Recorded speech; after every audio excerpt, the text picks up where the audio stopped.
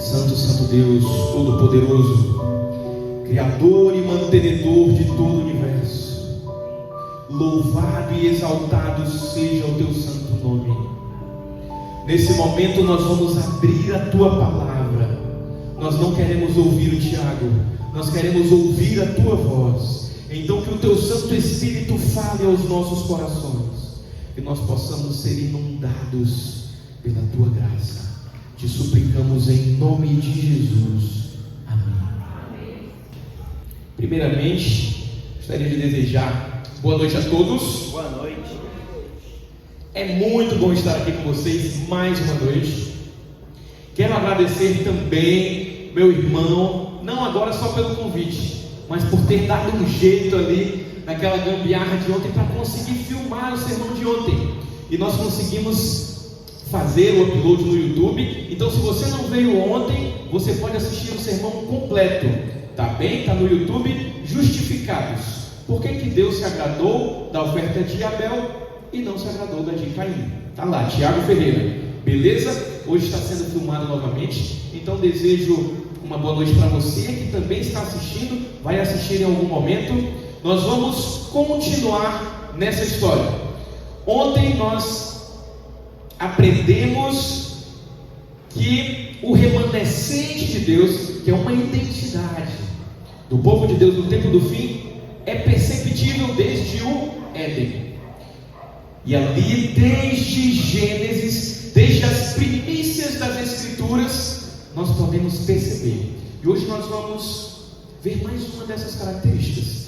Nós já percebemos que o povo remanescente de Deus tem a fé em Jesus, mas também é obediente. Inclusive em Apocalipse fala que está a perseverança dos santos, os que guardam os mandamentos de Deus e a fé em Jesus, a fé de Jesus, o testemunho de Jesus.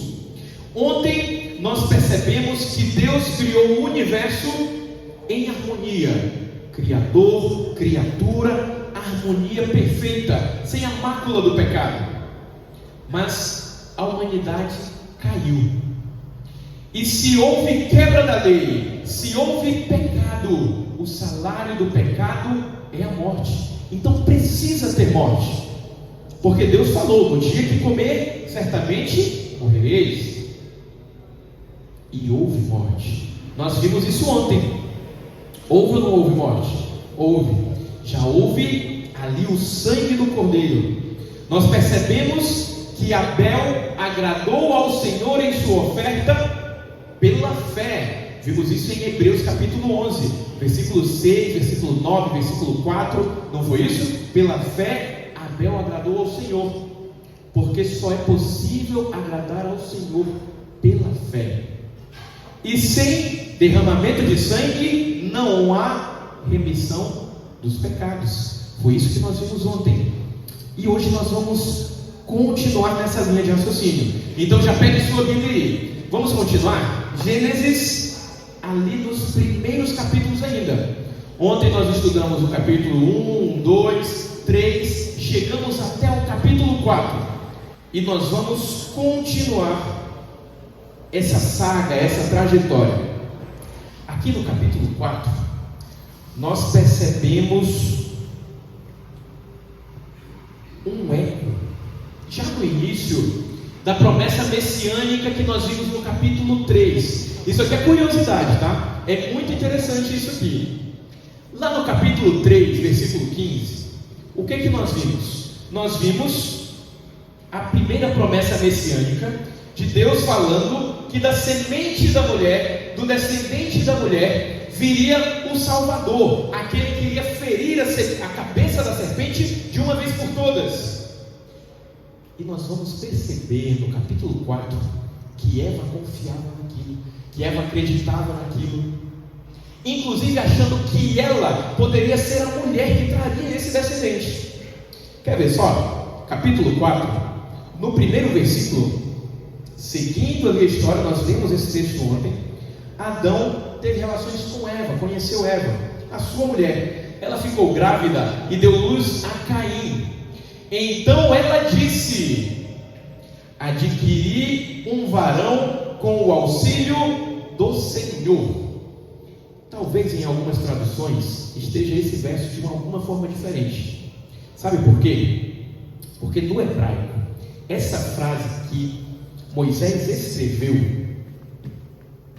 que Eva falou, é um eco intencional, uma alusão intencional à promessa messiânica do capítulo 3, verso 15.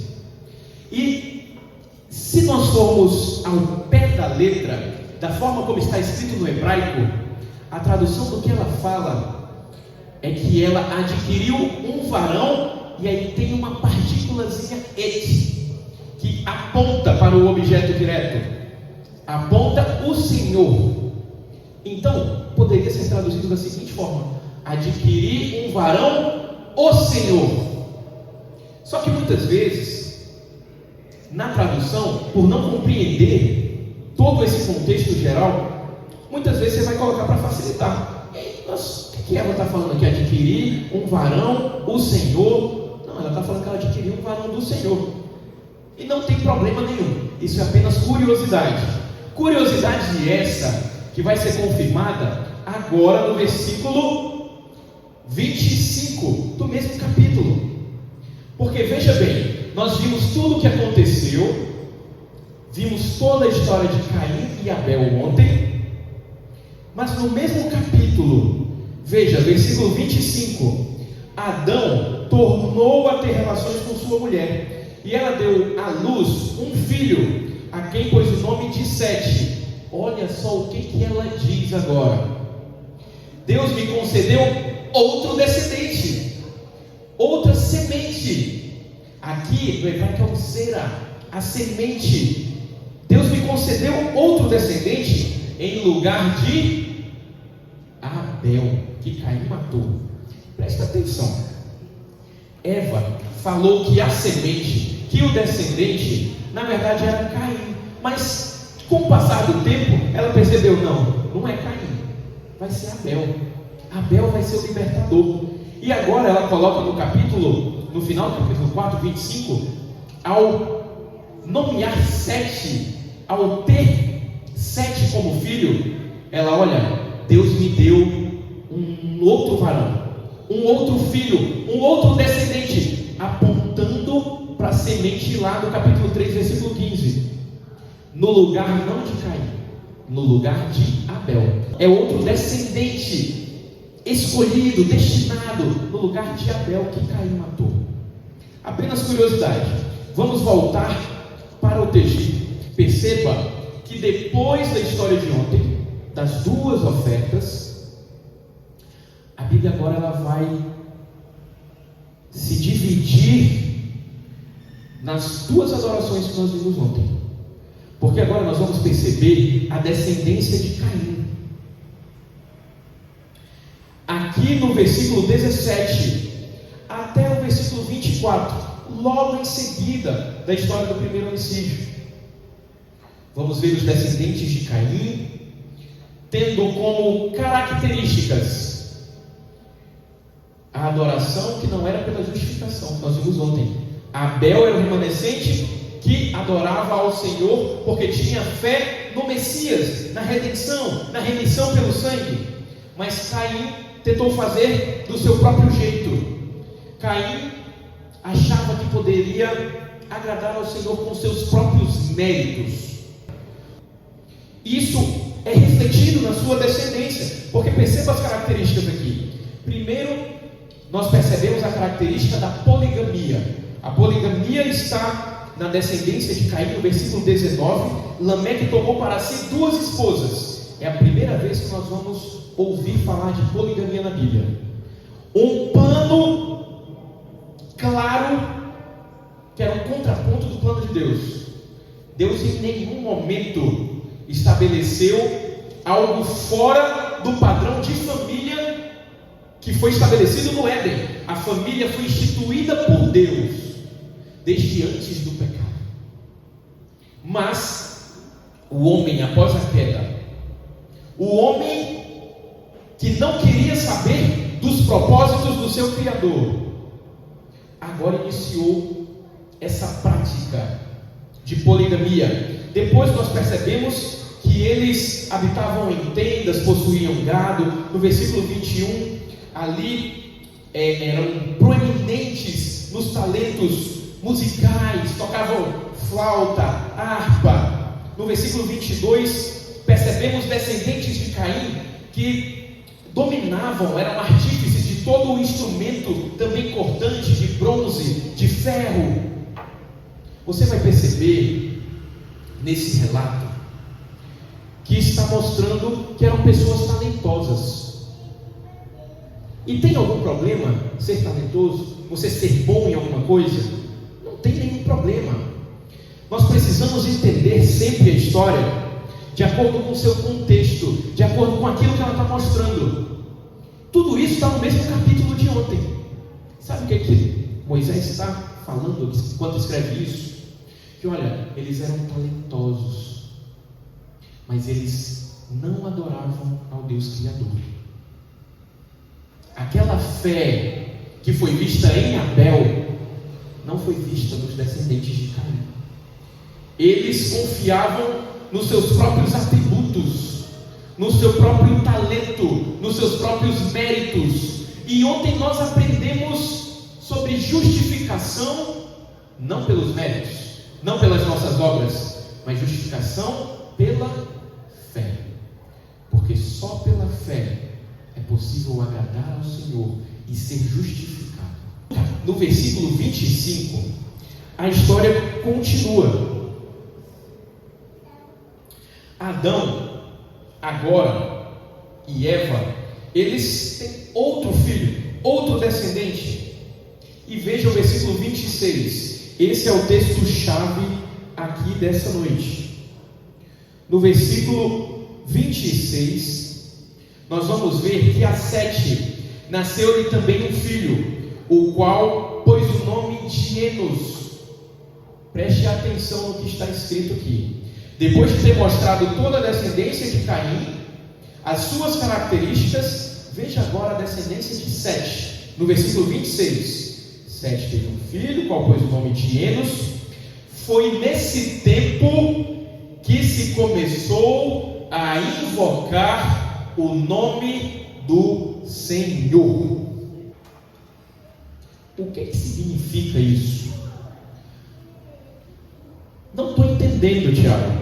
O que significa invocar o nome do Senhor? Abra agora a sua Bíblia, lá em Romanos, porque Paulo explicou isso para a gente de forma formidável. Romanos capítulo 10, versículos 9 a 13. Por que é importante essa diferença? O que significa isso? O que Sete e Enos, a descendência do remanescente, invocou o nome do Senhor? O que isso quer dizer? E por que eles fizeram isso em um contraste com a descendência de Caim? Romanos capítulo 10, a partir do versículo 9. Me acompanhe aí. Se com a boca você confessar Jesus como Senhor e em seu coração crer que Deus o ressuscitou dentre os mortos, o que vai acontecer? Você será salvo. Vamos repetir esse verso. Se com a boca você confessar Jesus como Senhor, mas não só isso, se você confessar Jesus como Senhor em seu coração, e o que mais? Crer que Deus o ressuscitou dentre os mortos, Jesus vive, você será salvo. Versículo 10 continua: porque com o coração se crê para a justiça, e com a boca se confessa para o quê? Para a salvação. Então, invocar o nome do Senhor tem a ver com salvação. Por isso é tão importante. E o texto continua no versículo 11: pois a Escritura diz: todo aquele que nele crê não será envergonhado. Porque não há distinção entre judeu e grego, uma vez que o mesmo é o Senhor de todos, rico amigo para com todos os que o invocam.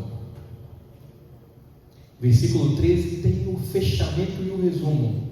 Porque todo aquele que invocar o nome do Senhor será salvo. Amém? O contexto desse texto é de salvação. Perceba que o capítulo 4 de Gênesis está completamente interligado. Adoração verdadeira, justificação pela fé, não por obras, não por méritos, mas pela fé no sacrifício e no sangue do Cordeiro. Há um povo que não vai querer saber disso. Há um povo que vai querer seguir os seus próprios propósitos, os seus planos, sem querer saber de um Deus Criador, sem querer saber de lei nenhuma. Tem um povo talentoso que confia em si mesmo, e não é pequeno, é um povo numeroso. Nós percebemos nessas genealogias que a descendência de Caim, você vai acompanhando de forma muito maior do que quando você vai ver lá falando sobre Sete e Enos. Foi a partir de então começou a invocar o nome do Senhor. Uma característica clara de um povo que é remanescente, que é separado, que é exclusivo, que decidiu não seguir a maioria, mas que decidiu permanecer obediente ao Deus Criador e com fé no plano da salvação. Perceba também, é muito interessante, outra característica do remanescente na Bíblia é que o remanescente ele vem após uma queda. O remanescente ele vem após um período de apostasia. Se você for acompanhar a linha de raciocínio aqui, nós vamos perceber que Deus criou a humanidade em harmonia, em paz. Houve uma queda. Com essa queda da humanidade, Deus vem com um plano da salvação. Se lembram de ontem que você tem uma dívida que é impossível de ser paga, mas chega alguém, olha, o preço foi pago, você só precisa aceitar ou não. E então você vai perceber que agora a história se divide. Aos que aceitam esse presente, esse dom gratuito de Deus, e àqueles que rejeitam. Nós percebemos também que o problema não é confiar em si mesmo. O problema, às vezes, não é acreditar nas palavras de engano. Se você não esteve aqui ontem, pasme. O problema não é acreditar no engano.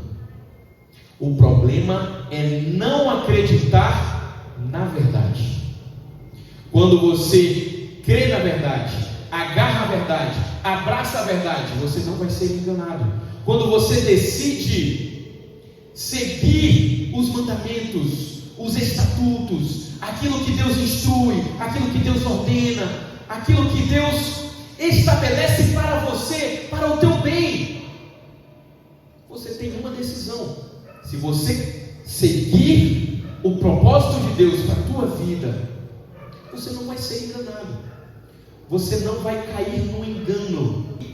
Nós percebemos agora que invocar o nome do Senhor, que foi o que Sete e sua linhagem fizeram, tem a ver com salvação. Vamos para mais um texto que confirma isso. Em Atos capítulo 4, versículo 12, nós vamos perceber o que? Leia aí comigo. E não há salvação em nenhum outro, porque debaixo do céu não existe nenhum outro nome dado entre os homens, pelo qual importa que sejamos salvos. Invocar o nome do Senhor garante salvação, porque não há salvação em nenhum outro nome. Meu irmão, vou contar um segredo para você aqui bem baixinho. Existem outros lugares por aí em que a salvação é prometida sem ser pelo nome de Jesus. E nós precisamos estar atentos, porque toda a Bíblia, de Gênesis a Apocalipse, nós estamos entendendo isso de forma profunda nessa semana, está apontando para o sangue do Cordeiro, o único que é capaz de perdoar pecados, pela remissão dos pecados através do seu sangue, justificação pela fé no sacrifício de Jesus. Meu irmão, não há nenhuma outra pessoa que pode interceder por você no quesito salvação. Salvação, a Bíblia é bem clara: invocar o nome do Senhor, só através da fé em Jesus, o único que é o caminho, a verdade e a vida. O único. E na cultura do Oriente Médio, o nome é algo muito importante. O nome e o seu significado tem todo um contexto profundo a respeito do impacto na história. E qual que é o nome do Senhor? Mateus 1:21. Nós vamos ver o nome de quem? Mateus 1:21. Ela dará luz a um filho, e você porá nele o nome de Jesus. Por quê? O verso está falando aí. Por que Jesus? Porque ele salvará o seu povo dos pecados deles. Invocar o nome de Jesus garante salvação. Jesus traz salvação. Jesus salva. Não do Império Romano, dos pecados. É isso que o verso fala. Você vai ter um filho, você vai colocar o nome dele de Jesus, porque ele é o Salvador, porque ele vai salvar o povo dos pecados deles. E não há nenhum outro nome, não há nenhum outro nome capaz de trazer salvação. Invocar o nome do Senhor tem a ver com salvação. E Jesus é o nome em português. E nós sabemos que existem transliterações. Por exemplo, em inglês, Lucas, que é fluente no inglês, como que é Tiago? James. João? John, não é isso? Perceba que há diferenças, nuances da escrita. Mas em português, Jesus; em grego, Jesus; em aramaico, Yeshua; em hebraico, Yehoshua. As transliterações são comuns, mas sempre apontando para o Senhor, Deus e a fé, Criador soberano de todo o universo. Invocar o nome do Senhor traz salvação. Mas Tiago, esse verso, invocar, eu quero entender um pouco mais sobre isso. O que significa invocar? Vocês recordam daquele texto? Nem todo aquele que diz Senhor, Senhor, conhece, né? Aqui nós já entendemos, inclusive por aquela divisão das características da descendência de Caim e da descendência do remanescente. Invocar o nome do Senhor tem a ver com ação, porque você crê, assim como Abel. É uma linha que vai seguindo na história bíblica, aqueles que desejam seguir o plano da salvação, eles têm algumas características. Não tem para onde correr. Assim foi com Abel, e assim nós percebemos nesses pequenos versos, falando sobre Sete e Enos. Eles invocavam o nome do Senhor. Isso significa que eles tinham uma adoração agradável a Deus, uma adoração que refletia a confiança no Deus Salvador, que era capaz de perdoar os seus pecados e trazer vida eterna. Eles criam nisso. Se eles criam nisso, se eles invocavam o nome do Senhor, isso significa dizer que eles viviam isso. Amanhã nós vamos conhecer mais um personagem dessa linha histórica, cronológica bíblica, que ele, além de crer, além de viver, ele também andou com o Senhor. Mas, meu irmão, vamos trazer para a nossa vida prática o que é invocar ao Senhor, o nome do Senhor hoje.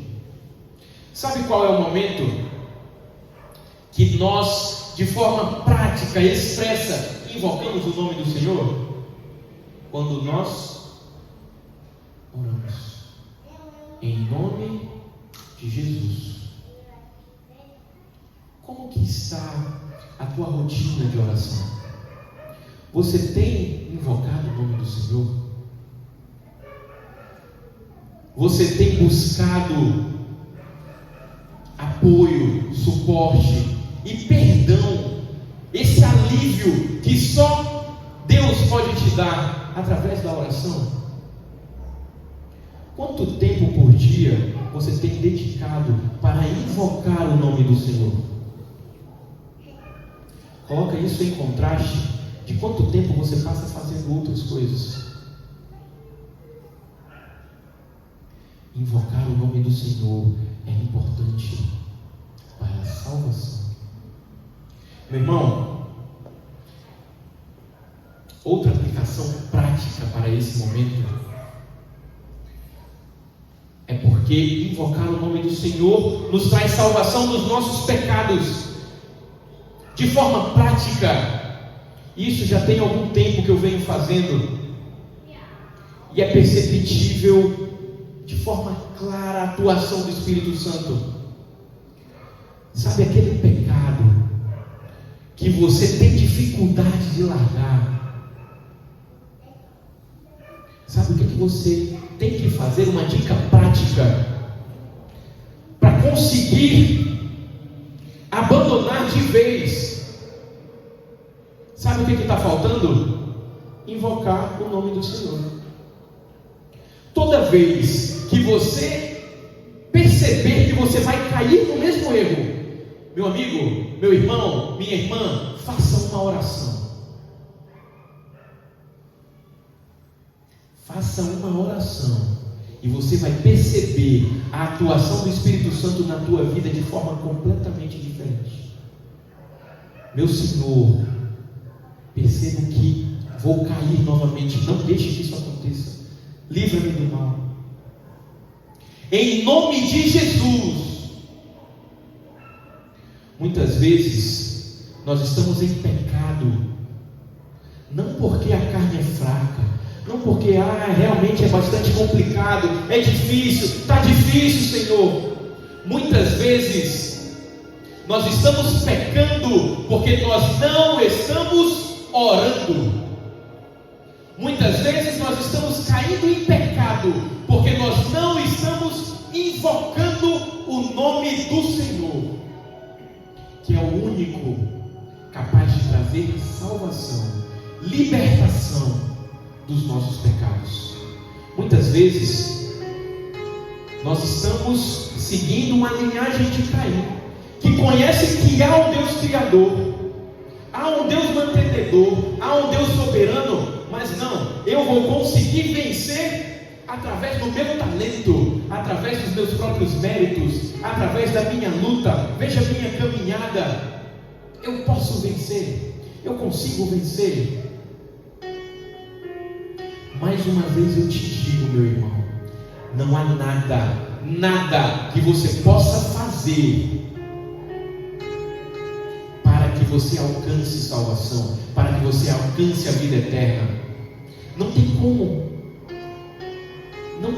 você chegar para um julgamento do juízo final e falar: eu sou justo, olha tudo que eu fiz.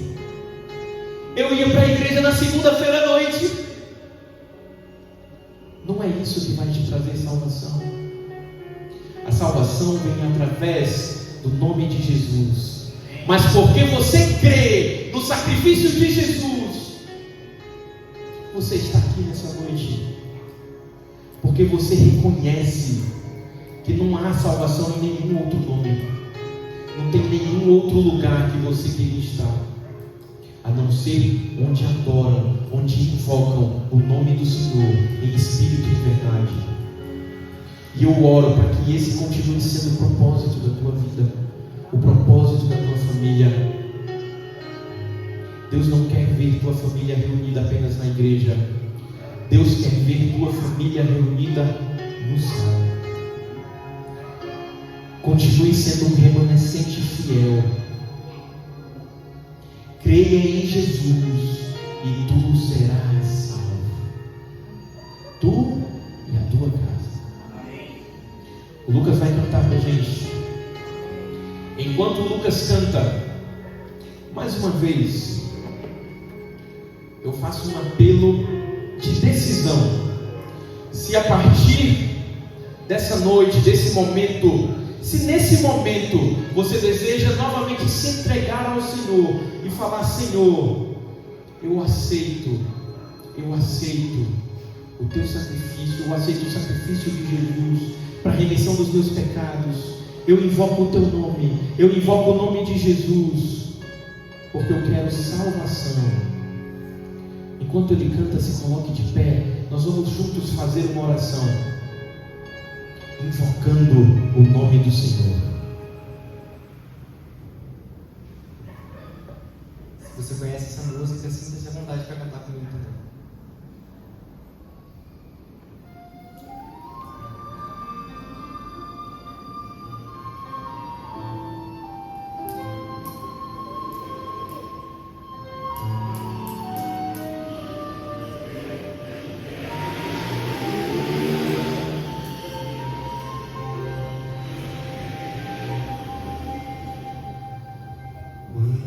Jesus te chama e tu não vens. Pra onde vais então? Voltas ao mundo e tudo que contém, mas voltas triste como ninguém. Por que voltar pro frio gelado e abandonar os braços de amor do Pai? Por que insistir no que te faz tão mal, no que te rouba a paz?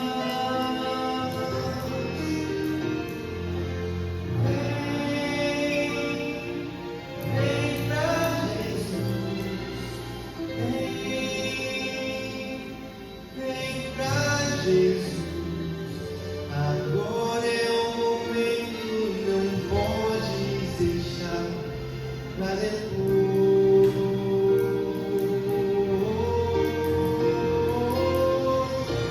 Vem pra Jesus, vem pra Jesus. Agora é o momento que não podes deixar pra depois.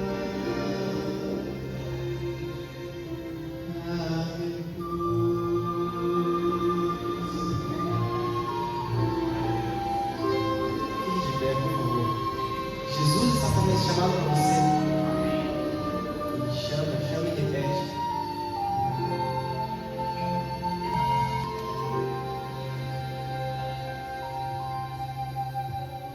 Quando Jesus te chama e tu não vem,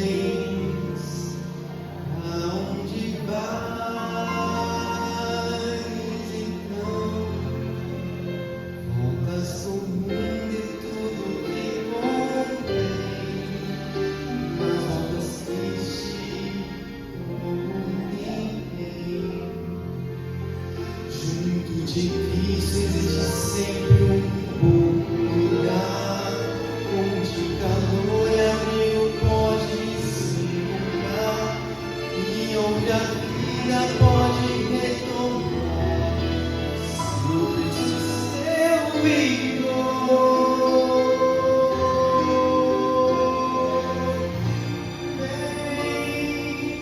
Vem pra Jesus, vem pra Jesus. Agora é o momento, não podes deixar pra depois.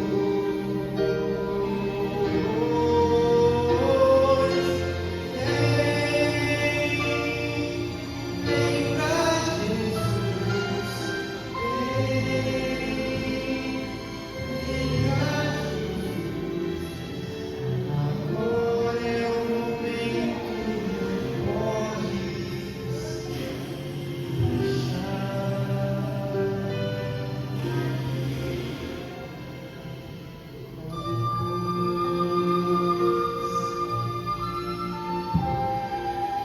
Jesus fala que não há outro momento para aceitar isso. O chamado é agora.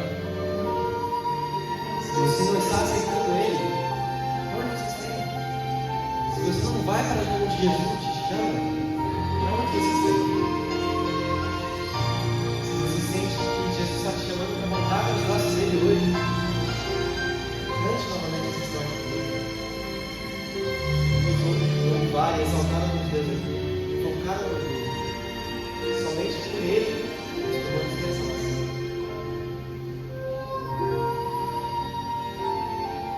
Vá. Jesus te chamando, não vens. Pra onde vais?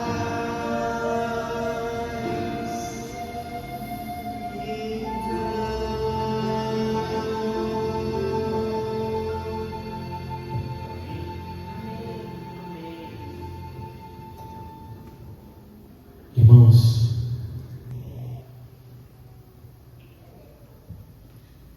há dois caminhos. Jesus te chama. Você pode vir, ser um remanescente fiel. Não é fácil. Não vai ser tranquilo. Mas também há um caminho que é o da maioria. Como nós percebemos ali nas genealogias. Mas há um povo que invoca o nome do Senhor, porque sabe que não há salvação em outro lugar. Esse povo está aqui.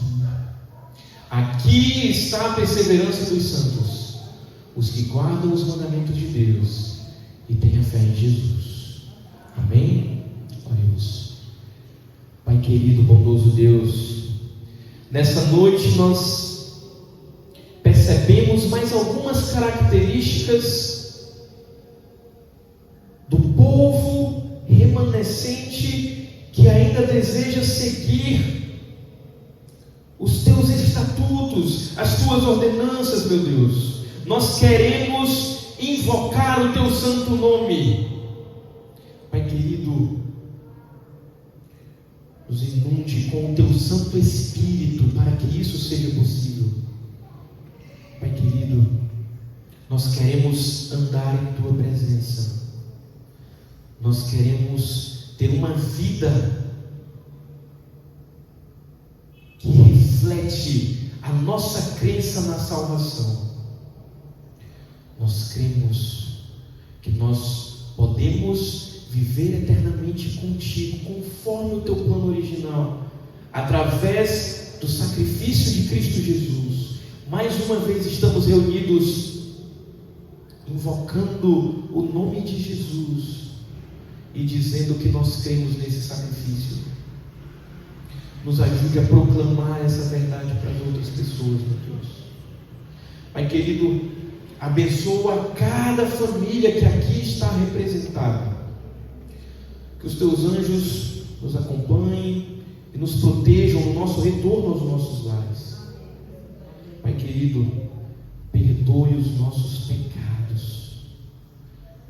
Meu Deus, é um alívio tremendo poder pedir esse perdão no nome daquele que pode perdoar, meu Deus. Pai querido, nos perdoa. Em nome de Jesus, clamamos